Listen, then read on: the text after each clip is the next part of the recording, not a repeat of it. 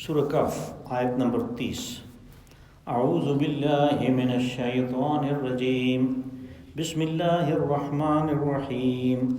ان الذین آمنوا وعملوا الصالحات انا لا نضيع اجر من احسن عملا اولئک لهم جنات عدن تجری من تحتهم الانہار يحلون فيها من أساور من ذهب ويلبسون ثيابا خضرا من سندس واستبرق متكئين فيها على الأرائك نعم الثواب وحسنت مرتفقا واضرب لهم مثل الرجلين جعلنا لأحدهما جنتين من أعناب وخففناهما بنخل وجعلنا بينهما زرعا كلتا الجنتين آتت أكلها ولم تظلم منه شيئا وفجرنا خلالهما نهرا وكان له ثمر وقال لصاحبه وهو يحاوره أنا أكثر منك مالا وأعز نفرا ودخل جنته وهو ظالم لنفسه قال ما أظن أن تبيد هذه أبدا وما أظن الساعة قائمة ولئن رددت إلى ربي لأجدن خيرا منها منقلبا صدق الله العظيم۔ إن الذين آمنوا وعملوا الصالحات إنا لا نضيع أجر من أحسن عملا۔ وہ لوگ جو ایمان لائے اور جنہوں نے اچھے عمل کیے، ہم ان کے عمل کے اجر کو ضائع نہیں کرتے۔ اولئک لہم جنات عدن تجری من تحتہم الانہار، یہ وہ لوگ ہیں کہ جن کے لیے باغات ہیں ہمیشگی کے، جن کے نیچے نہر بہتی ہے۔ یحلون فیہا من اساور من ذہب، وہاں انہیں سونے کے کنگن پہنائے جائیں گے۔ وَيَلْبَسُونَ ثِيَابًا خُضْرًا مِّن سُنْدُسٍ وَإِسْتَبْرَقٍ، اور انہیں سبز سندس اور استبرق کا لباس پہنایا جائے گا۔ مُتَّكِئِينَ فِيهَا عَلَى الْأَرَائِكِ، وہاں پہ وہ بڑے آرام اور سکون سے تختوں پہ ٹیک لگا کے بیٹھے ہوں گے۔ نعم الثواب وحسنت مرتفقا، کیا ہی بہترین اجر ہوگا وہ، اور کیا ہی اچھا ٹھکانہ ہے۔ وَاضْرِبْ لَهُم مَثَلَ الرَّجُلَيْنِ جَعَلْنَا لِأَحَدِهِمَا جَنَّتَيْنِ، اور آپ نے تمثیل سنائے ان دو آدمیوں کی جن میں سے ایک کو ہم نے دو باغ دیے تھے۔ مِنْ أَعْنَابٍ وَخَفَّفْنَاهُمَا بِنَخْلٍ وَجَعَلْنَا بَيْنَهُمَا زَرْعًا، اور یہ باغ انگور کے تھے اور ان کو گھیر رکھا تھا کھجوروں کے درختوں نے، اور پھر بیچ میں زرعی قطعات بھی تھے اراضی کے۔ کلتا الجنتین آتت اکلہا، یہ دونوں باغات بڑے خوب پھل دیے انہوں نے۔ ولم تظلم منہ شیئا، اور پھل دینے میں کسی قسم کی کمی نہیں کی انہوں نے۔ وفجرنا خلالہما نہرا، اور ان کے بیچوں بیچ ہم نے ندی بھی دوڑا دی تھی۔ وَكَانَ لَهُ ثَمَرٌ، اور جب اس کو پھل کا موسم آیا، فَقَالَ لِصَاحِبِهِ وَهُوَ يُحَاوِرُهُ أَنَا أَكْثَرُ مِنْكَ مَالًا وَأَعَزُّ نَفَرًا، تو یہ اپنے دوسرے ساتھی کو جس کو ساتھ لے آیا تھا اس سے بحث کرتے ہوئے کہنے لگا کہ دیکھو میں مال میں بھی تم سے زیادہ ہوں، اور نفری کے بے اعتبار سے بھی میری جمعیت تم سے زیادہ ہے۔ وَدَخَلَ جَنَّتَهُ وَهُوَ ظَالِمٌ لِنَفْسِهِ، اور یوں وہ اپنے اس باغ میں داخل ہوا کہ وہ اپنے نفس کے اوپر ظلم ڈھا رہا تھا۔ قَالَ مَا أَظُنُّ أَن تَبِيدَ هَٰذِهِ أَبَدًا، کہنے لگا کہ میں نہیں سمجھتا کہ یہ میرا باغ کبھی بھی برباد ہو جائے گا۔ وَمَا أَظُنُّ السَّاعَةَ قَائِمَةً، اور میرا نہیں گمان کہ قیامت واقعہ ہوگی۔ وَلَئِن رُدِدتُّ إِلَىٰ رَبِّي لَأَجِدَنَّ خَيْرًا مِّنْهَا مُنْقَلَبًا، اور اگر مجھے اپنے رب کے پاس لوٹ کے جانا بھی ہوا تو وہاں پہ بھی میرے لیے اس سے بہتر انتظام ہوگا۔ یہ اس سے پہلے درس میں ان لوگوں کا بیان تھا کہ جن کے عقائد اور اعمال درست نہیں ہیں. جو آخری آیت تھی اس میں ایک عذاب کی ایک قسم کا، ایک سختی کا بیان تھا، اور وہ یہ تھی کہ ان کو ایسی یعنی لو کے تھپیڑے اور اس قسم کا پینے کا پانی ہوگا کہ جس سے وہ چہرہ بھون جائے گا، یعنی وہ بالکل روسٹ ہو جائے گا. تو اب اس کے مقابلے میں جو لوگ ایمان لائے اور جنہوں نے اچھے عمل کیے ان کا بھی بیان ہوا. ان دونوں باتوں کو یعنی ترجمے میں اور تشریح میں تو ہم جو کہتے ہیں وہ کہتے ہیں، لیکن ہمارے ذہن میں یہ بات ہونی چاہیے کہ جنت اور دوزخ کے جو معاملات ہیں یہ عالم غیب کی باتیں ہیں، اور پھر اس عالم غیب کی باتیں ہیں کہ جس کے بارے میں رسول اللہ صلی اللہ علیہ وسلم نے فرمایا کہ کسی آنکھ نے اس کو دیکھا نہیں ہے. ما لا عین رأت ولا اذن سمعت، اور کسی کان نے اس کے بارے میں سنا ہی نہیں ہے. ولا خطر علی قلب البشر، اور کسی انسان کے دل و دماغ میں اس کا جو آرکیٹیکٹ ہے، اس کا جو ڈیزائن ہے وہ بھی نہیں آتا، وہ دوسرا عالم ہے. اب اس بات کو، اس حدیث کو اگر ہم سمجھنا چاہیں تو ہم اس طرح بھی سمجھ سکتے ہیں کہ آدمی ماں کے پیٹ میں زندہ، ایک زندہ چیز ہوتی ہے، اور اس کو جگہ کی تنگی محسوس نہیں ہوتی. دنیا میں آنے کے بعد کبھی کسی نے یہ شکایت نہیں کی کہ میں بہت تنگ جگہ پہ تھا اور بہت تنگ تھا. بالکل اسی طرح جیسے اس عالم کا ہمیں پتہ نہیں ہے، اسی طرح اس آنے والے عالم کا بھی پتہ نہیں ہے. جو بیان کیا گیا، جو مثال کے طور پہ دوزخ والوں کی بات بیان ہوئی کہ وہ چہرے کو بھون کے رکھ دے گا، اور اسی طرح دوسری جگہوں پہ بھی اس کی تشریح ہے جو کچھ ہم پڑھ آئے ہیں، کچھ آگے بھی ہے. اور پھر آگے یہ جنت والوں کی بات آج کی پہلی آیت میں آ رہی ہے. تو یہ اس لیے ہے کہ جو کچھ انسانوں نے دیکھا ہوا ہے اس کی مدد سے ان کو اس کے قریب تر کچھ ان کے ذہن میں بات بٹھائی جائے کہ ایسا ہوگا.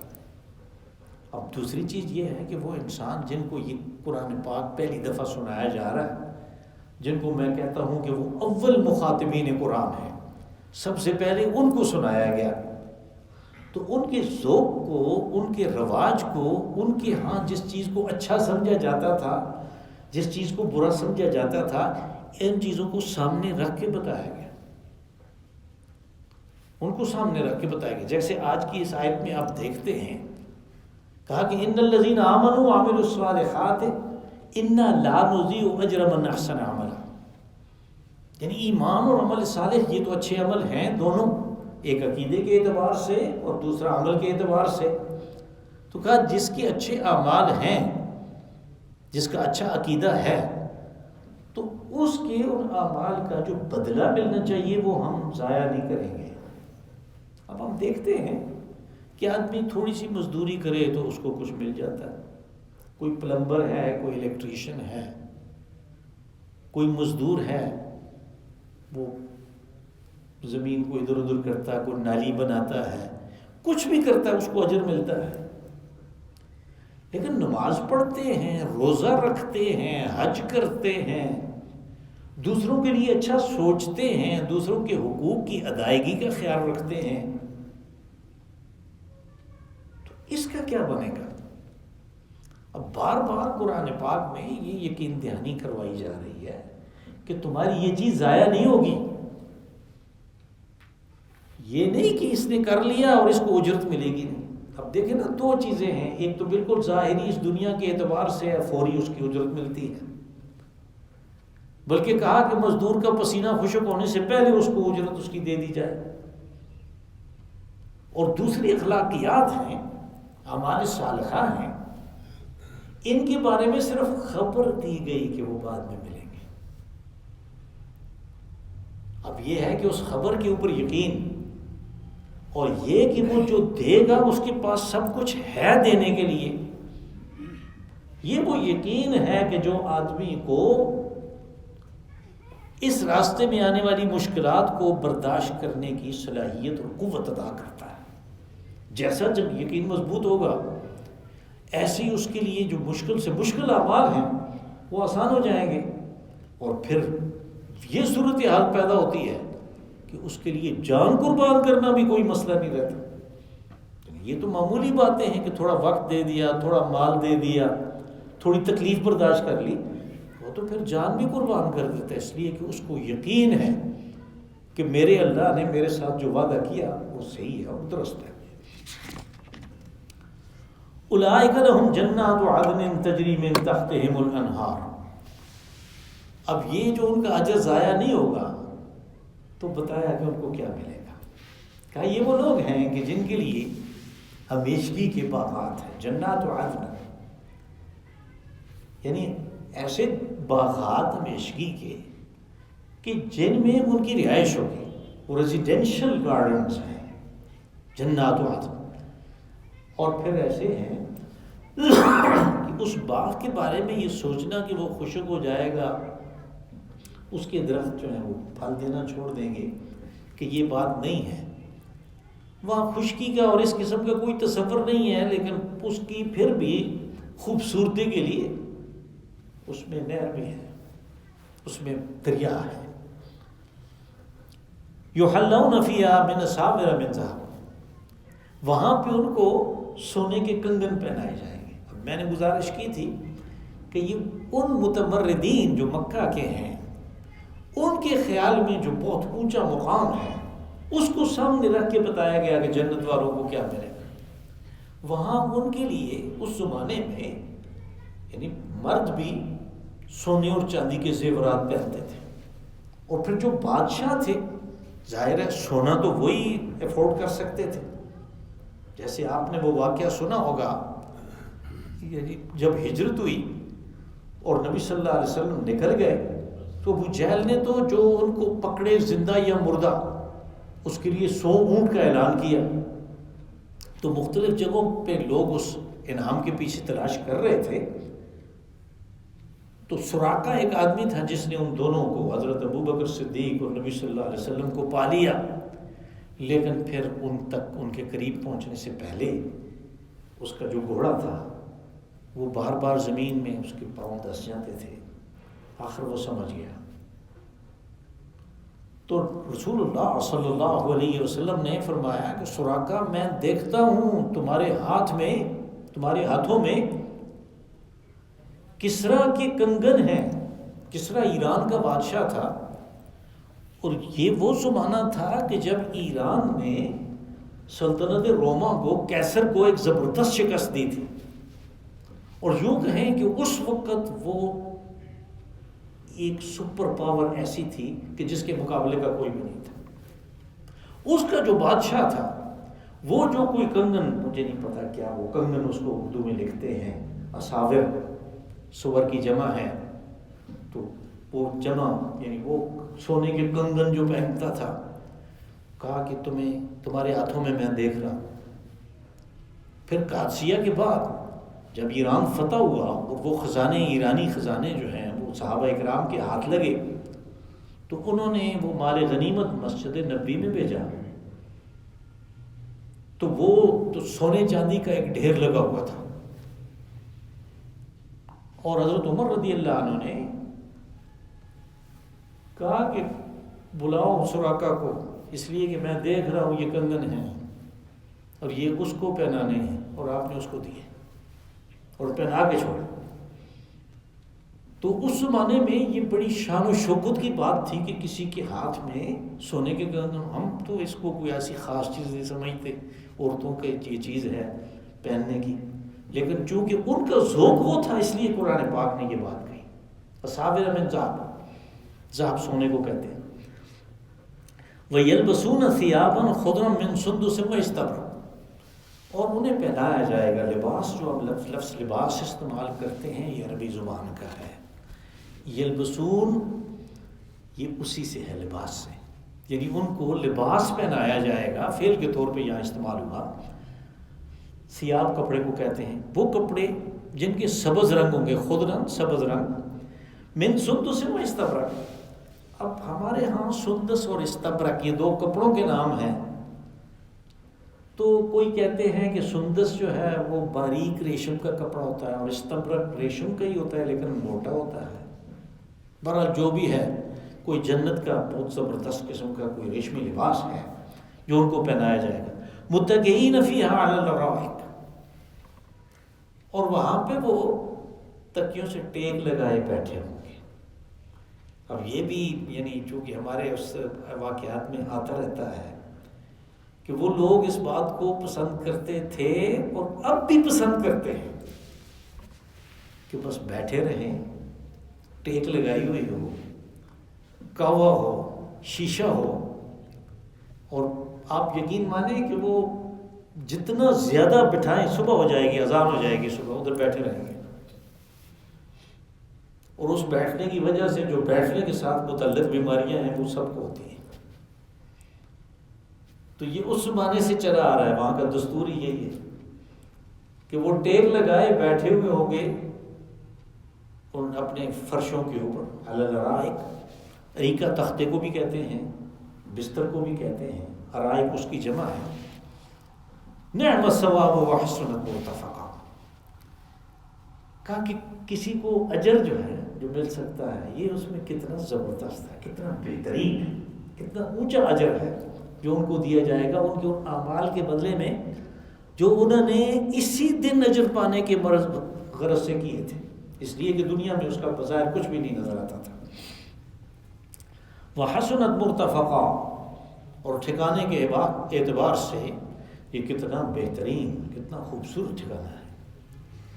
اس کے بعد جو آیت ہے، اصل میں یہ پورا رکوع ایک تمثیل کے طور پہ بیان کیا گیا، دو جو مختلف فکر ہیں انسان کے، اور فکر کے نتیجے کے طور پہ جو یعنی باتیں وغیرہ آدمی کرتا ہے ان کو سامنے رکھ کے بتایا گیا کہ یہ دو آدمی ہیں، یوں سمجھو کہ یہ دو کیریکٹر ہیں، ان کی فکر و عمل میں کتنا تضاد ہے اور وہ کتنے ایک دوسرے سے مختلف ہیں، لیکن جو ایک اچھا آدمی ہے اس کی کیا حالت ہے دنیا میں اور برے آدمی کی کیا حالت ہے۔ کہا وَاضْرِبْ لَهُم مَثَلَ الرَّجُلَيْنِ جَعَلْنَا لِأَحَدِهِمَا جَنَّتَيْنِ مِنْ أَعْنَابٍ، کہ آپ ان کو تمثیل سنائیں۔ جب تمثیل کی بات ہو، ہم نے اس کا ترجمہ تمثیل کیا، تو پھر ہم جزیات کے پیچھے نہیں جاتے، بلکہ جو تشابہ ہے، جو ان کے اندر بات ہے اس کو سامنے لاتے ہیں ایک، اور دوسرا یہ کہ اس شخص کو ڈھونڈنے کی کوشش نہیں کرتے کہ تاریخ میں یہ کون شخص تھا۔ اگر یہ چیز اتنی اہم ہوتی تو قرآن پاک خود بتا دیتا کہ یہ کس قوم کے کہاں کے واقعات ہیں، تو اس نے ان باتوں کو اجمال میں رکھا اور وہ دونوں کریکٹر جو ہیں وہ سامنے لائے کہ آپ ان کو تمثیل سنائیں ان دو آدمیوں کی جن میں سے ایک کو ہم نے دو باغ دیے تھے، جنتیں، دو باغ، اور وہ باغ کس چیز کے تھے؟ انگور کے تھے۔ وَخَفَفْنَا بِنَخْلٍ، اور پھر ان چیزوں کو، ان باغات کو، انگور کے باغات کو ہم نے کھجور کے درختوں سے گھیر رکھا تھا، وہ کنارے پہ وہ کھجور کے درخت۔ اب یہ دیکھیں، یہ بھی جو عرب ہیں ان کے ذوق کو مد نظر رکھ کے یہ بات کہی گئی ہے، اس لیے کہ عرب انگور کی بڑی رسیا تھے، اس لیے کہ اس سے وہ نشہ آور چیز نچوڑتے تھے، اس کو تیار کرتے تھے اور پھر اپنی مجلسوں میں پیتے تھے اور اپنے مہمانوں کی توازو کرتے تھے اس سے۔ تو انگور ان کے ہاں بڑی ایک اچھی چیز تھی، اور جس کے اپنے باغ ہوں اس کی تو کیا بات ہے۔ اور پھر خاص طور پہ مکہ کے لوگ کہ یوں تو وہ بڑے مالدار تھے، اپنی معیشت کے اعتبار سے بڑی اچھی معیشت تھی، لیکن وہاں پہ زراعت نہیں تھی۔ پھر بھی جو مالدار لوگ تھے انہوں نے قریب طائف پڑتا تھا، طائف ہے ہی باغات ہے، بہت اچھی جگہ ہے، تو انہوں نے ان میں سے کچھ لوگوں نے جن کے پاس مال تھا انہوں نے وہاں پہ باغ لے رکھے تھے. تو اب وہاں پہ چونکہ ریت وغیرہ بھی چلتی ہے تو ہواؤں کے ساتھ صحراؤں کی ریت جو ہے وہ آ کے تباہ و برباد کر دیتی ہے ہر چیز کو. تو اس سے بچنے کے لیے ایک تو وہ چاہتے ہیں کہ باغ ذرا اونچی جگہ ہو، اس لیے کہ ریت جب طوفان چل رہا ہوتا ہے تو وہ زیادہ اوپر اپنے وزن کی وجہ سے نہیں اٹھتی، نیچے ہی بیٹھتی ہے. اور دوسرا یہ کہ اس قسم کے طوفان سے بچنے کے لیے کھجور کے درخت ہیں چاروں طرف، تو وہ زیادہ اندر اس قسم کے طوفان کے اثرات جو ہے وہ اندر نہیں آنے دیتے. یہ دونوں چیزیں وہاں پہ ہیں. کہا کہ وہ کھجور کے درختوں کے جھنڈ نے اس کے چاروں طرف ہیں، اس باغ کو گھیرے میں لے رکھا ہے. وَجَعَلْنَا بَيْنَهُمَا زَرْعًا، اور پھر ان دونوں باغات کے درمیان ہم نے زرعی قطعات اراضی رکھے. اب بندے نے ظاہر ہے اپنے مزدوروں کی مدد سے، اپنے لوگوں کی مدد سے بہت کچھ کیا ہوگا جب جا کے یہ باغ بنے، لیکن آپ دیکھیں کہ اللہ نے یہ کہا کہ ہم نے یہ کیا. وَجَعَلْنَا بَيْنَهُمَا زَرْعًا، ہم نے ان کے درمیان زراعت کے لیے قطعات رکھے زمین کے. اب یہ زراعت کے لیے قطعات بھی بڑے ضروری ہیں، اس لیے کہ پھر دوسری چیزیں بھی، جب انگور نہیں ہوتا، جب کھجور نہیں ہوتا، دونوں کا ایک ہی وقت ہے پھل پکنے کا، انگور کا بھی اور کھجور کا بھی، تو اس وقت بھی تو کچھ ضرورت ہوتی ہے. اور پھر غلے کی ضرورت تو سارا سال رہتی ہے، تو اس کے لیے زرعی زمین چاہیے.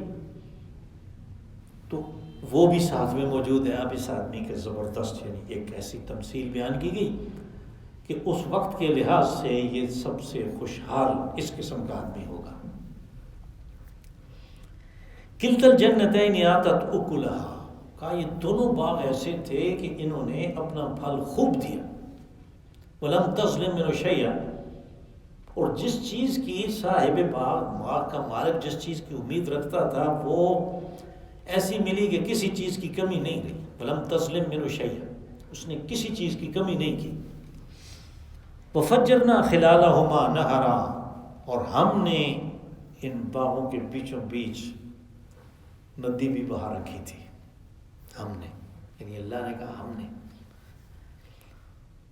وَكَانَ لَهُ ثَمَرٌ، اور اس کو پھل کا وقت آ گیا، باغ کو پھل دینے کا وقت آ گیا.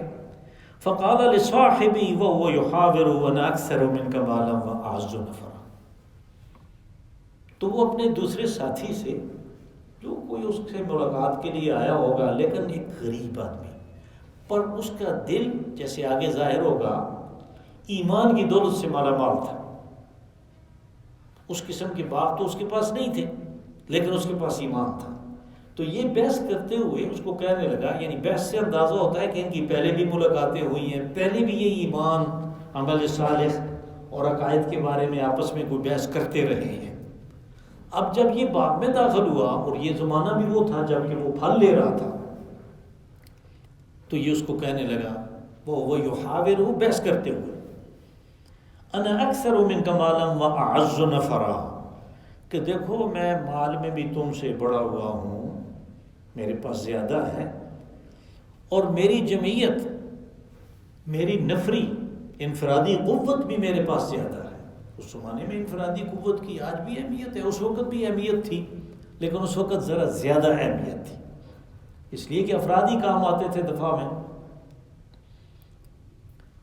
تو اس نے اپنی اس افرادی قوت یعنی ووٹ بینک، اپنے ووٹ بینک کا اور اپنے مال کا تذکرہ کیا کہ یہ میرے پاس زیادہ ہے تم سے، اور اس کے ساتھ بحث کر رہا تھا. اب یہ بحث وہ اس لیے کر رہا تھا کہ اس کو یہ بات بتانے کی کوشش کر رہا ہے کہ یہاں دنیا میں میرے پاس سب کچھ زیادہ ہے اور تیرے پاس نہیں ہے، تو اس کا مطلب میرا فکر و عمل جو ہے وہ درست ہے، میری زندگی گزارنے کا طریقہ درست ہے، تیرا درست نہیں. اگر اللہ نہیں دینا ہے تو اس نے مجھے دیا ہے، تجھے نہیں دیا. اگر تم بھی میرے فکر و عمل کو اپناؤ گے تو تم بھی میرے جیسے ہو جاؤ گے، تیرے پاس بھی مال ہوگا، تیرے پاس بھی افرادی قوت ہوگی۔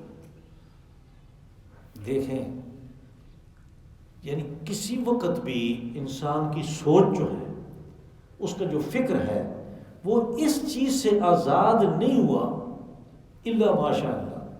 اور اگر لوگوں کا، کسی قوم کا، کسی جتھے کا اس قسم کا خیال نہیں ہے تو دوسرے کثیر تعداد میں ان کو بتانے والے موجود ہیں کہ نہیں ہم درست ہیں، تم درست نہیں۔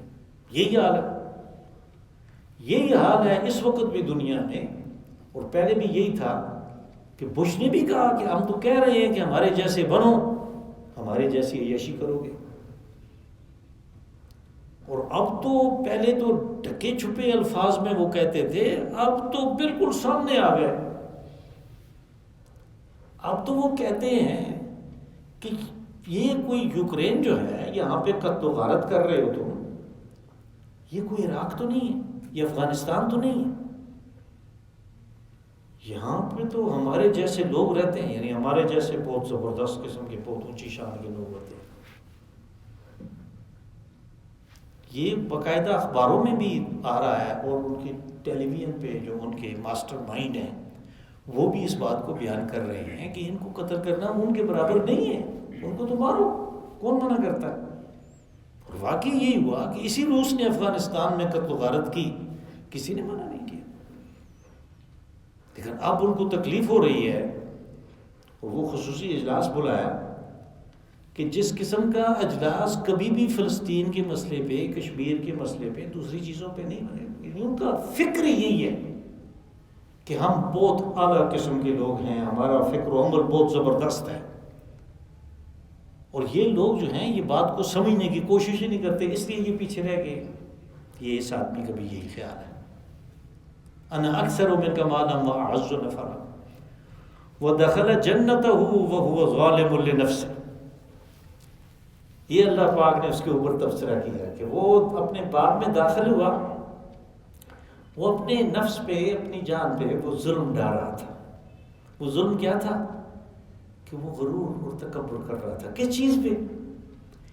جس کے اس کا مالک ہونے میں اس کی کوئی کمال ہے ہی نہیں ہے، اس میں کوئی صلاحیت نہیں ہے اس بندے میں کہ یہ کھجور کی گٹھلی سے درخت بنا سکے، یہ انگور کا باغ اگا سکے، یہ کوئی نہر چلا سکے، کوئی دریا چلا سکے، یہ کسی طوفان کو روک سکے، اس میں کوئی صلاحیت نہیں۔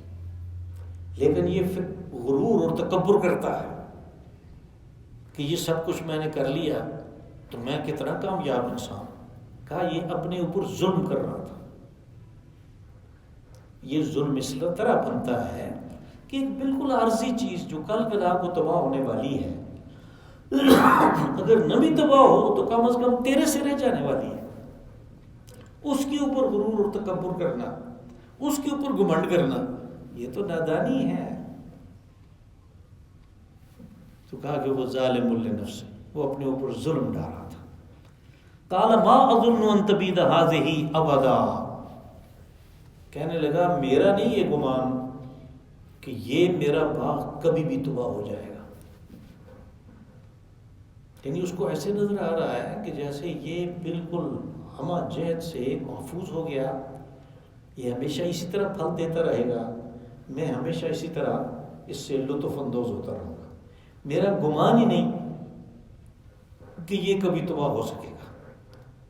وما اظن الساعة قائمہ، اب یہ قیامت کے بارے میں کہہ رہا ہے، اس سے میں نے یہ نتیجہ اخذ کیا کہ ان دونوں آدمیوں کی بحث مباحثہ پہلے سے چلا آ رہا ہے کہ وہ اس کو قیامت کی بات یاد کرواتا رہتا ہے اور یہ ماننے کے لیے اس کو تیار ہے۔ لیکن ایک چیز یہاں پہ اور ہے، اس کے بعد اس نے کہا وَلَئِن رُدِدتُ إِلَىٰ رَبِّي، یعنی اس کو قیامت کا گمان نہیں ہے، کہتا ہے قیامت میرا نہیں گمان کہ قیامت قائم ہوگی، محشر ہوگی، ہمیں حساب دینا ہوگا، لیکن اگر ایسی بات ہوگی جیسے تم کہتے ہو کہ مجھے اپنے رب کے پاس جانا پڑ گیا، رُدِدتُ إِلَىٰ رَبِّي، اس سے معلوم ہوا کہ وہ اللہ کو رب بھی کہہ رہا ہے اور اس کے پاس جانے کا اس کو حیب ہے، اس کے اندر شک موجود ہے، صرف وہ قیامت کے قائم ہونے کو نہیں مانتا۔ اور یہ نہ ماننا اس کو کس چیز نے سکھلایا؟ اس کی آسودہ زندگی نے، اس کی عیش و عشرت نے۔ اور جب وہ عیش و عشرت میں آدمی مگن ہو جاتا ہے اور باقی سب کچھ کو بھول جاتا ہے، تو وہ آہستہ آہستہ یہی چیز سامنے رہ جاتی ہے، وہ سارا جو ہے وہ غائب ہو جاتا ہے۔ اب اس نے اللہ کو خالق ماننے کے باوجود، رب ماننے کے باوجود قیامت کا انکار کر دیا۔ کہا کہ وَلَئِن رُدِدتُّ إِلَىٰ رَبِّي لَأَجِدَنَّ خَيْرًا مِّنْهَا مُنْقَلَبًا، کہ اگر میرا لوٹنا، واپس جانا رب کے پاس ہو بھی کیا جیسے تم کہتے ہو، تو وہاں بھی میرے لیے بہتر انتظام ہوگا، اس لیے کہ میں یہاں پہ بھی اچھا ہوں، میں یہاں پہ بھی لطف اندوز ہو رہا ہوں زندگی سے، تو اس کا یہ مطلب ہے کہ وہاں بھی میرے لیے اچھا۔ حالانکہ یہ بات نہیں ہے، قرآن حکیم یہ بتانا چاہتا ہے کہ یہاں کی عیش و عشرت، یہاں کا ساز و سامان، اس کو وہ کہتا ہے متاع قلیل، کہ تھوڑا ہے، اور اس کو وہ کہتا ہے متاع الغرور، یہ دھوکہ ہے، کہ اس دھوکے میں آدمی پڑ گیا کہ یہ میرے پاس ہی رہے گا اور میں بھی ادھر ہی رہوں گا۔ اور یہ وہ دھوکہ ہے کہ جس نے ایمان اور عمل صالح کی جو چاشنی ہے اس سے اس کو معروم کر دینا ہے۔ اللہم صلی وسلم وبارک وانعم علی عبدک ورسولک ونبیک محمد